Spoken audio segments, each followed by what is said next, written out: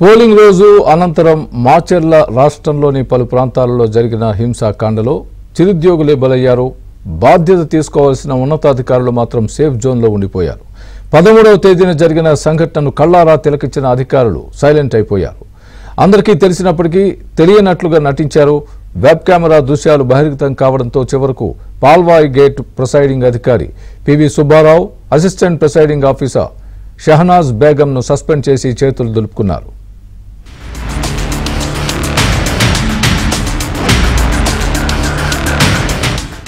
ఈ నెల 13న మాచర్ల వైసీపీ ఎమ్మెల్యే పిన్నెల్లి రామకృష్ణారెడ్డి పాల్వాయి గేట్లోని పోలింగ్ కేంద్రంలోకి వెళ్లి ఈవీఎంను ధ్వంసం చేశారు.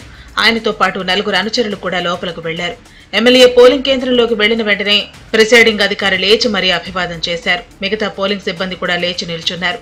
ఈలోపు ఎమ్మెల్యే ఒక్కసారిగా పోలింగ్ బూత్ లోకి వెళ్లి ఈవీఎంను ధ్వంసం చేశారు.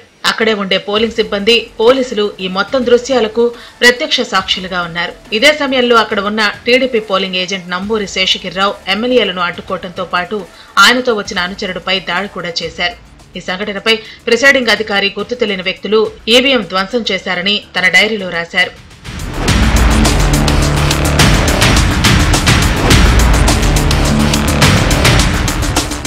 పోలింగ్ ను వెబ్ కెమెరా ద్వారా పర్యవేక్షించాల్సిన ఉన్నతాధికారులు కూడా స్పందించలేదు. వారు ఈ దృశ్యాలను చూసినప్పటికీ కావాలనే వీటిని బయట పెట్టలేదని కూడా ఆరోపణలు వెల్లువెత్తుతున్నాయి.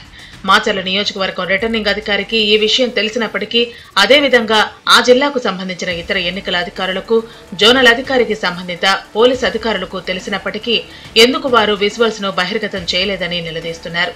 సిట్ జోక్యం చేసుకున్న అనంతరం ఈ నెల 20వ తేదీ అంటే వారం రోజుల తర్వాత పిన్నెల్లి రామకృష్ణారెడ్డి పేరును ఎఫ్ఐఆర్లో చేర్చారు.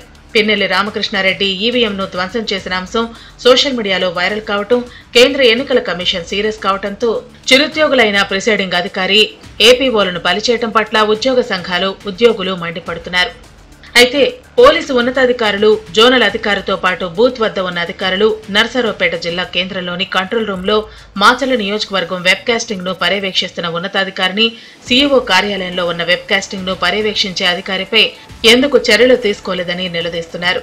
అదేవిధంగా మాచర్ల నియోజకవర్గం రిటర్నింగ్ అధికారి కూడా దీనికి పూర్తి బాధ్యత వహించాల్సి ఉంటుందని, వారిపై చర్యలు తీసుకోవాలని విపక్షాలు కేంద్ర ఎన్నికల కమిషన్ కు లేఖ రాశాయి. దీనిపై ఉన్నతాధికారులు జోక్యం చేసుకోవాలని వారు డిమాండ్ చేస్తున్నారు.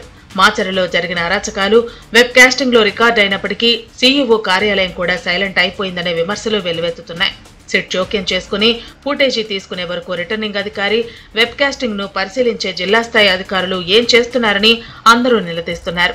దీనికి సమాధానం చెప్పాల్సిన బాధ్యత రాష్ట్ర సీఈఓతో పాటు నర్సరావుపేట అధికారులపై కూడా ఉందని అందరూ ముక్త కంఠంతో చెబుతున్నారు. ఇప్పటికే విపక్షాలు ఈ అంశంపై కేంద్ర ఎన్నికల కమిషన్ కు కూడా ఫిర్యాదు చేయడంతో రేపో మాపో కమిషన్ దీనిపై చర్యలు తీసుకునే అవకాశం ఉందని పలువురు చెబుతున్నారు.